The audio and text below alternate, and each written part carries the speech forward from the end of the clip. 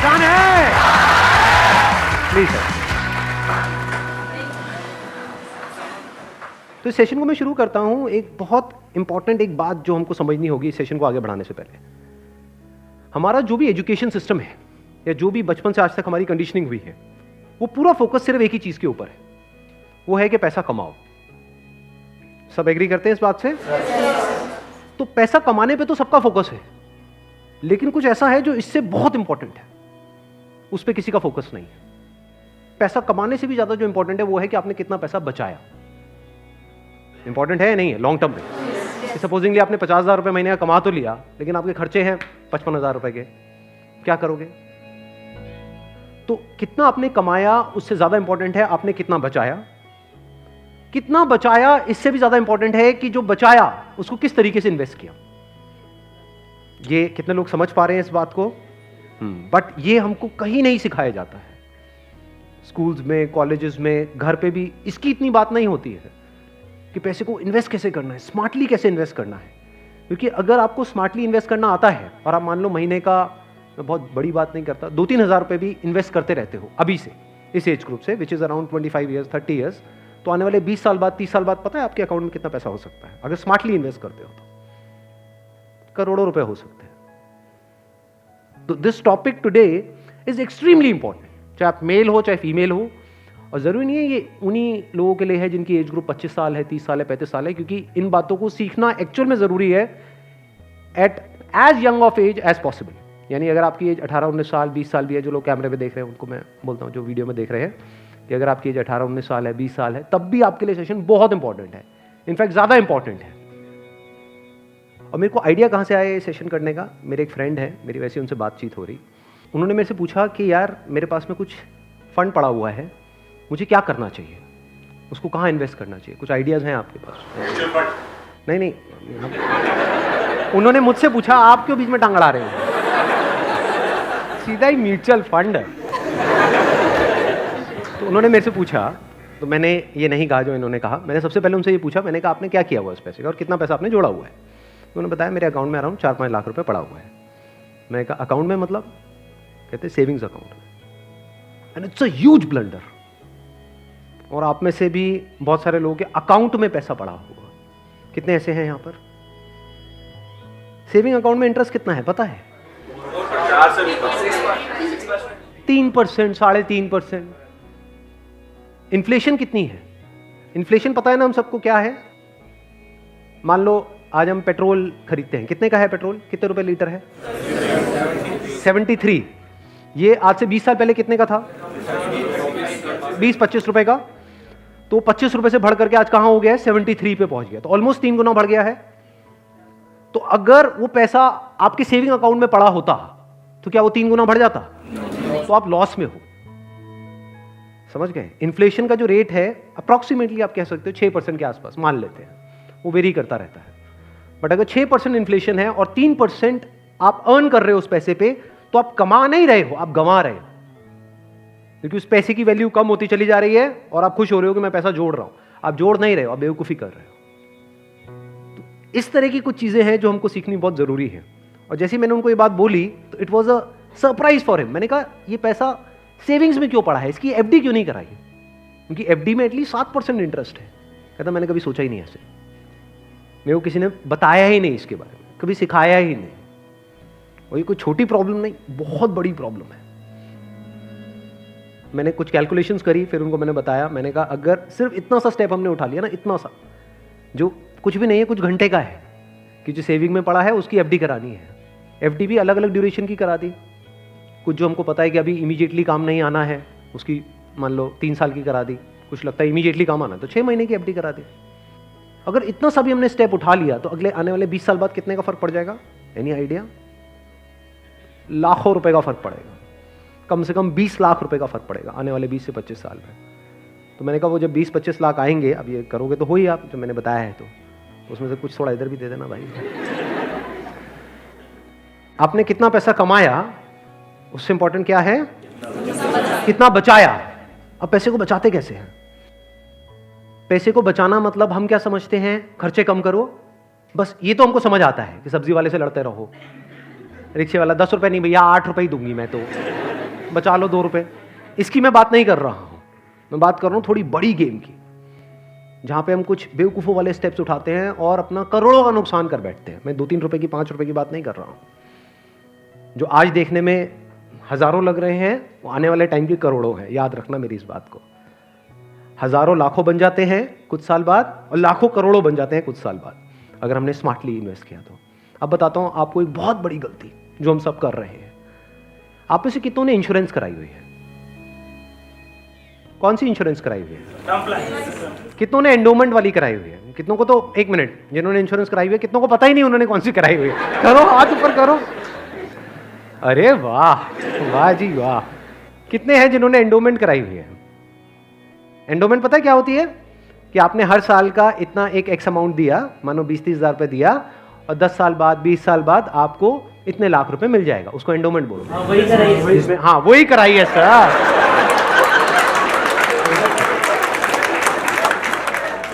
क्या sir endowment पेंडोमेंट बोलते हैं? सीधी बात करो ना।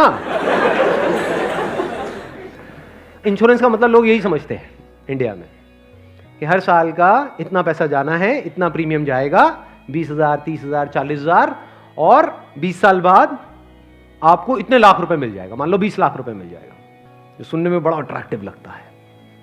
बेवकूफों वाला स्टेप है ये। कितनों ने टर्म इंश्योरेंस कराई हुई है?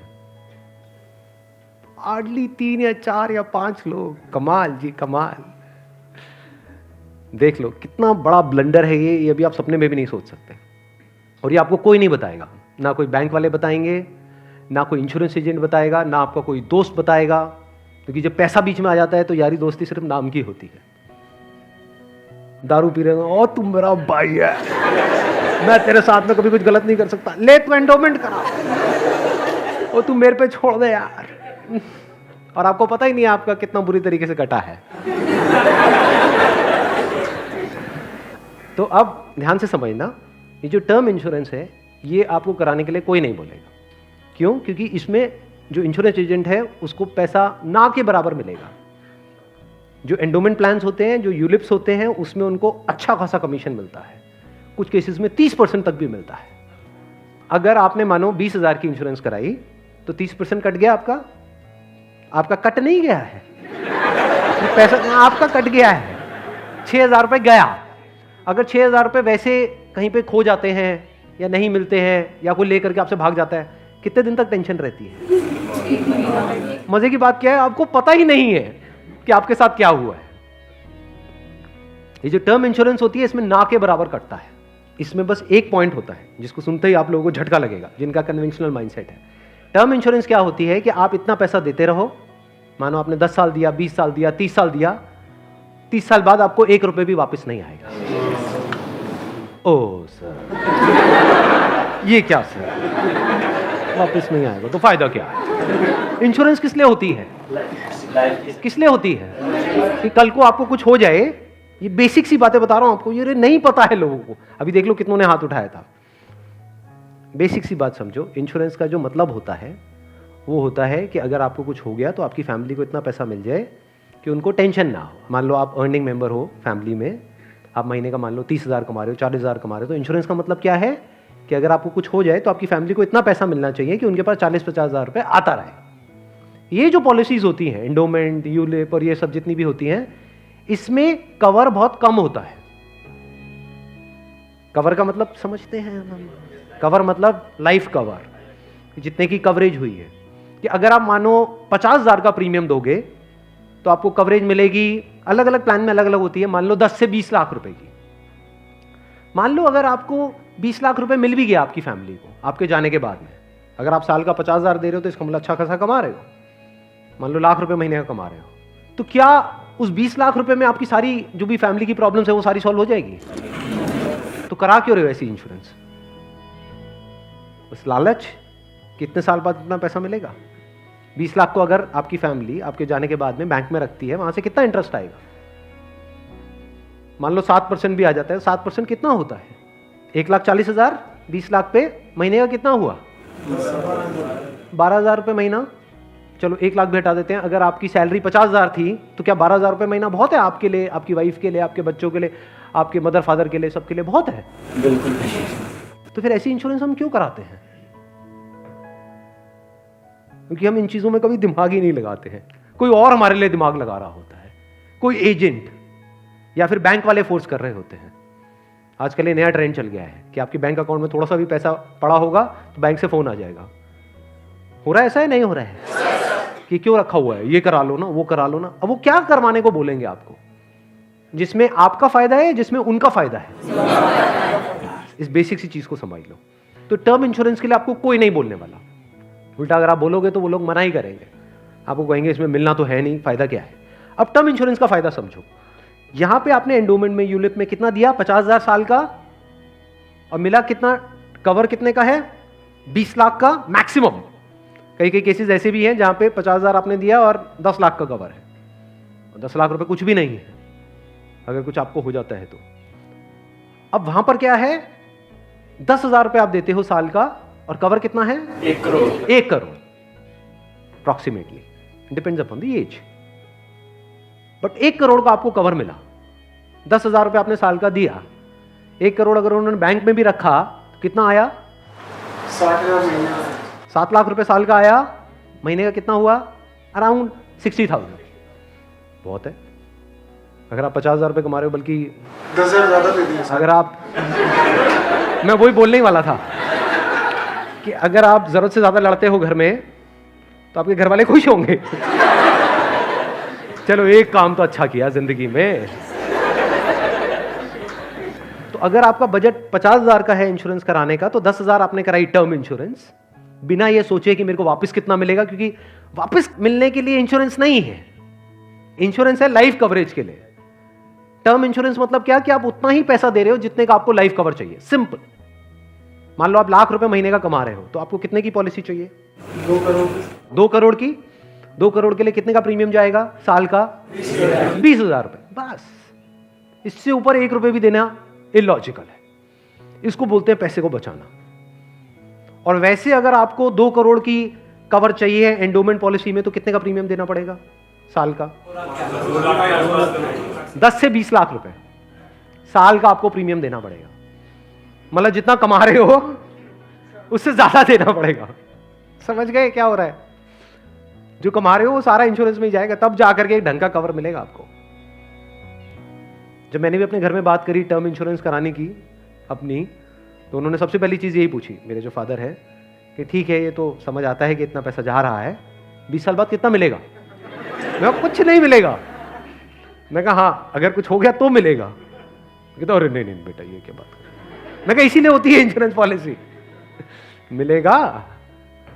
इस तरह से आप ज्यादा से ज्यादा कवर ले सकते हैं। Health insurance sir? Health insurance is must. आज के टाइम में बहुत जरूरी है। नहीं तो होगा क्या? आपने पैसा बचाया, मान लो बहुत एफर्ट किया, बहुत मेहनत करी, पता नहीं क्या क्या करा, और एक एक्स अमाउंट आपने बचा भी लिया। 10 साल 20 साल काम करके मान लो 10-20 लाख रुपए आपने बचा लिया, किसी तरीके से सेव कर लिया, और अगर कोई बीमारी हो गई तो कितनी देर लगेगी उस पैसे को खत्म होने में?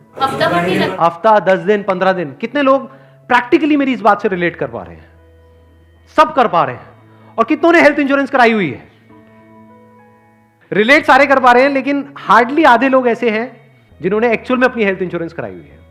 और हेल्थ इंश्योरेंस भी मुझे लग रहा है ज्यादातर ने तो नाम के लिए करा रखी होगी। कितना कवर है? क्योंकि अगर आप कवर ज्यादा भी लेते हो तो प्रीमियम आपको बहुत ज्यादा नहीं देना पड़ता है, मार्जिनली एक्स्ट्रा होता है। उसमें आपकी पूरी फैमिली कवर हो जाती है।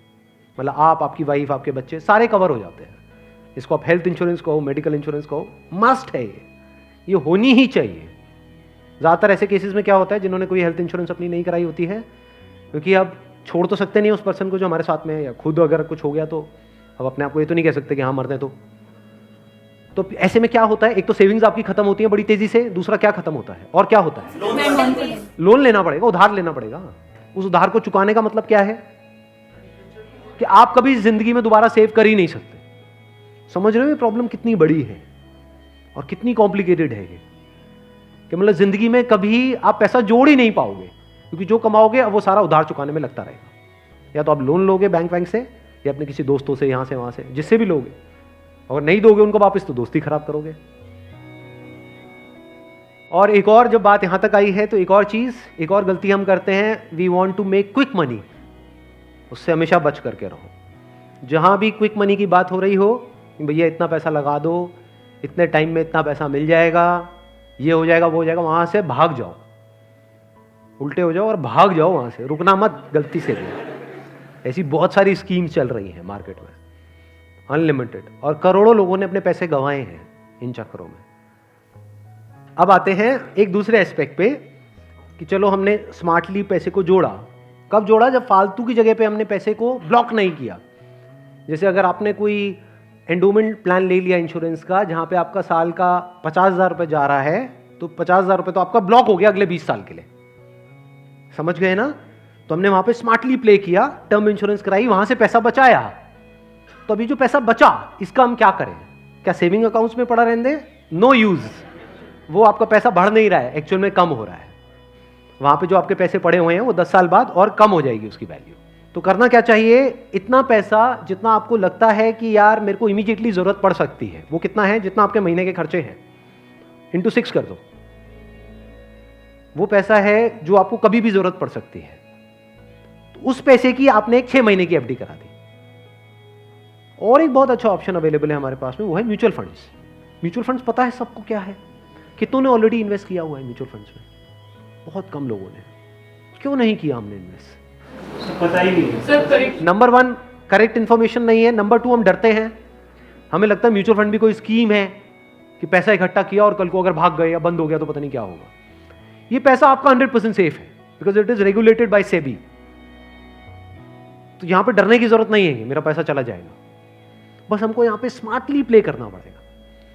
सो what we need to do is, एक तो आपने अपने 6 महीने का जो अपना कॉर्पस है उसको अलग कर दिया, यानी जो पैसा आपको चाहिएगा उसकी आपने एफडी करा दी, इंश्योरेंस वगैरह को प्लान कर लिया अच्छे से। फिर जो पैसा आपका बचा उसमें आप इन्वेस्ट कर सकते हो through SIP, systematic investment plan. It is an excellent option.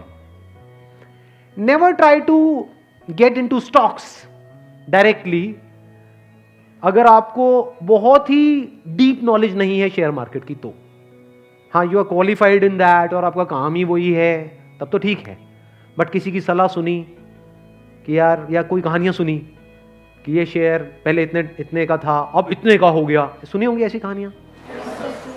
Never invest in stocks directly, क्योंकि कुछ नहीं पता कि वो कंपनी का क्या होने वाला है। हो सकता है आपका 100 रुपये आपने पूरा जो भी आपने जोड़ा या 1 लाख रुपए आपने जोड़ा और किसी के एडवाइस पे आपने उठा करके लगा दिया, वो 1 लाख रुपए 10,000 भी रह सकता है कुछ टाइम के अंदर अंदर, पता भी नहीं लगेगा। कहते हैं ना, never put all your eggs in the same basket, in one basket. तो अब करें क्या? क्योंकि अब प्रॉब्लम क्या है, इन्फ्लेशन अगर है 6% का और एफडी में आपको मिल रहा है 7%, तो अल्टीमेटली आप कितना कमा रहे हो? 1%। 1% से क्या होगा? करोड़पति बन जाओगे? इम्पॉसिबल। तो आप क्या कर सकते हो, अपना आधा पैसा सेफ जगह पर रखो। सेफ जगह क्या है? एफडी हो गया। एफडी में भी एक और चीज है जो बहुत लोगों को नहीं पता है। वो क्या है कि ऐसे, एक तो है बैंक में आप एफडी कराते हो, एक है कुछ कंपनीज है जो क्रिसिल से या इकरा से, ऐसे ये कुछ ऑर्गेनाइजेशंस हैं, वहां से AAA रेटेड है। AAA रेटेड का मतलब होता है highly secure, as secure as a bank. वहां पर अगर आप एफडी कराते हो तो आपको 9% तक का इंटरेस्ट मिल जाता है। ये जो सुनने में लगता है ना 7% और 9%, ये अभी छोटा लगता है, लेकिन आने वाले 20 साल बाद इसकी कितनी बड़ी अमाउंट होती है अगर आप कंपाउंडिंग को बीच में ले आओ, that you can't even think in the wildest of your dreams. Compounding कितने लोगों को पता है? बहुत कम को। देखो, कंपाउंडिंग मतलब होता है जो हमको इंटरेस्ट मिलता है हमारे पैसे पे, जहां भी हम इन्वेस्ट करते हैं उस इंटरेस्ट पे भी तो इंटरेस्ट मिलता है ना। मान लो आपने 100 रुपए इन्वेस्ट किया, 1 साल बाद 20% की रिटर्न आई, तो अगले साल 120 पे 20% मिलेगा। कितना हो गया? 144। उसके अगले साल 144 पे 20% मिलेगा, 100 पे नहीं मिलेगा।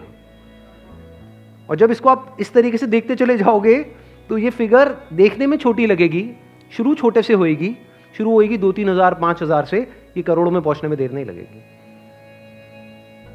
मतलब हर महीने का मैं कंजर्वेटिव भी पकड़ता हूं, अगर 2-3 हजार रुपए भी हम सेव करते हैं, उसको स्मार्टली इन्वेस्ट करते हैं, इतना सा सीख जाते हैं, तो बहुत बड़ा डिफरेंस आ जाएगा हमारी लाइफ में आने वाले कुछ साल बाद।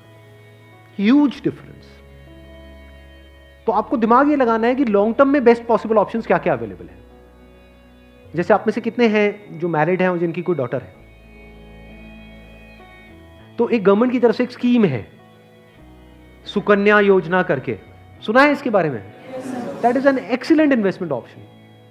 गवर्नमेंट की तरफ से सब्सिडाइज्ड है वो, तो वहां पे आप एक्सपेक्ट कर सकते हो 9% की रिटर्न जो गवर्नमेंट की तरफ से मिल रही है आपको, और हर साल का आपके ऊपर है आपको कितना इन्वेस्ट करना है। हाईएस्ट लिमिट 1.5 लाख की है, बट आपके ऊपर है। किसी साल में आपने 10,000 कर दिया, कभी 20,000 कर दिया, ऐसे आप करते रहे over a period of next 15-20 years, उसके बाद में एक बहुत बड़ा कॉर्पस उसको मिलेगा अपने एजुकेशन के लिए या किसी भी चीज के लिए, फ्यूचर के लिए। इसको बोलते हैं स्मार्ट इन्वेस्टमेंट। पैसे से पैसा कैसे कमाना है, ये एक बहुत बड़ी आर्ट है, क्योंकि ये जिसको आती है और अगर उसकी कमाई कम भी है तब भी वो आने वाले 20-30 साल बाद बिल्कुल ऐसा है जैसे कछुआ और खरगोश की कहानी।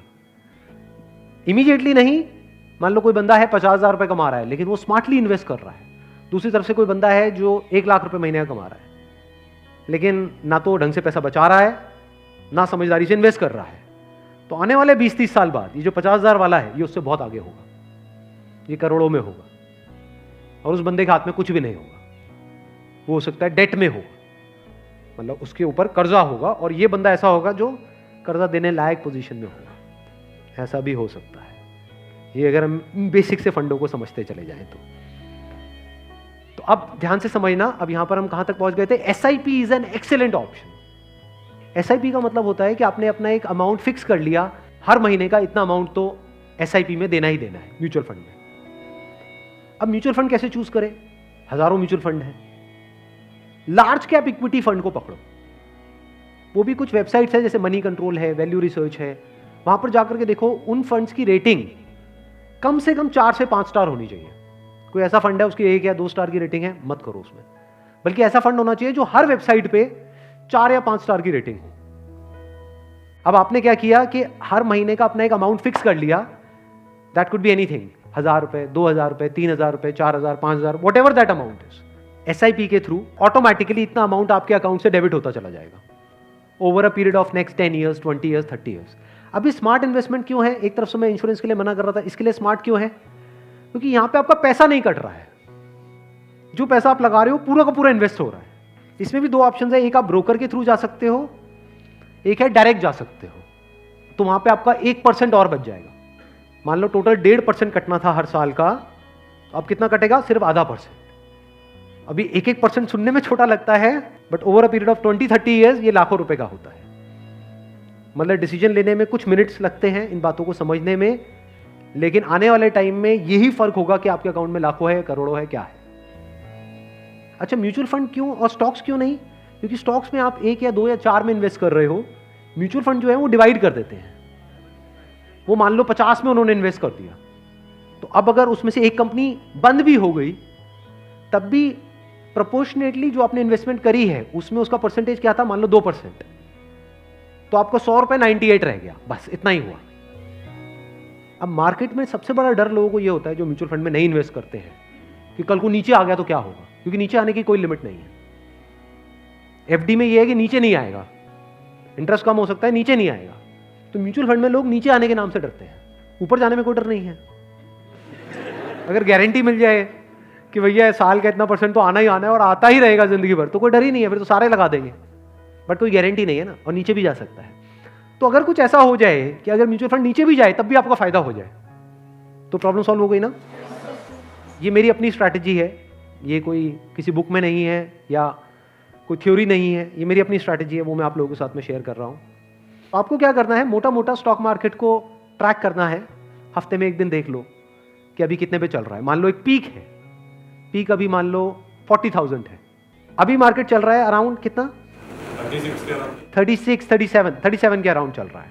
तो मेरी स्ट्रैटेजी क्या है? जैसे ही मार्केट 20% से नीचे गिर जाए कि मार्केट की ये पीक है, मान लो 40,000 है, अब मार्केट 30,000 पे आ गया है, तो आपने क्या किया? पहले इन्वेस्ट किया हुआ था एसआईपी में, लार्ज कैप्स में, आप इमीडिएटली जैसे ही मार्केट 30 पे आई आप स्विच कर गए मिड कैप में, not even in small cap, mid cap.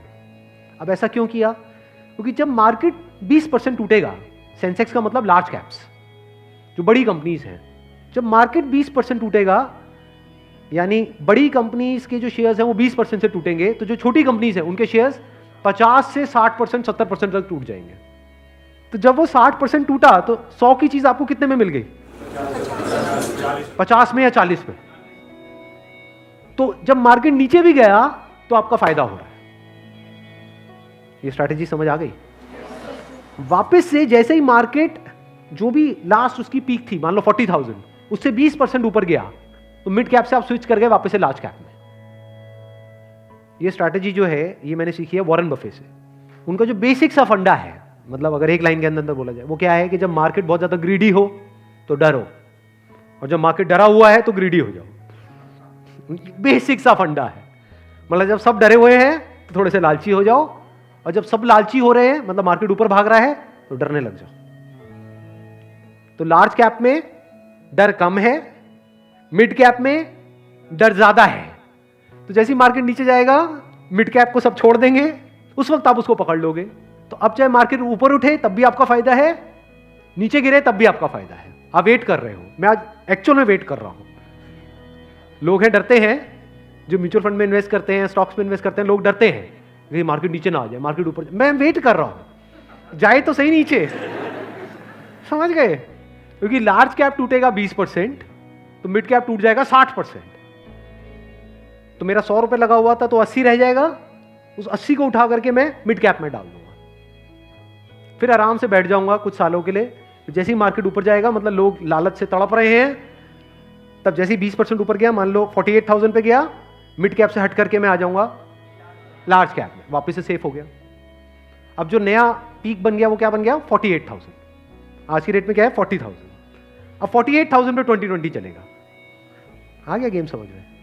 तो यहां से आप पीसफुल हो, नहीं तो लोग डरे ही रहते हैं, म्यूचुअल फंड के नाम से डरते हैं। क्यों डरते हैं? अरे कम हो रहा है, कम हो रहा है, कम हो रहा है। कम हो रहा है तो बढ़िया है, तब भी आपका फायदा है, और बढ़ रहा है तो फायदा है ही है।